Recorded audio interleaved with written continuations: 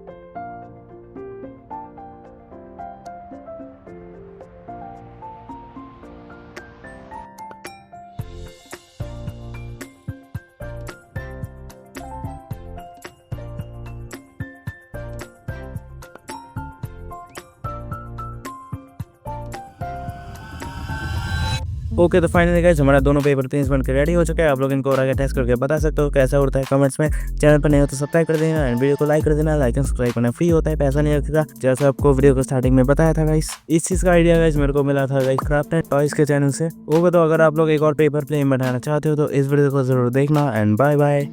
खत्म, bye bye, tata, goodbye, गया।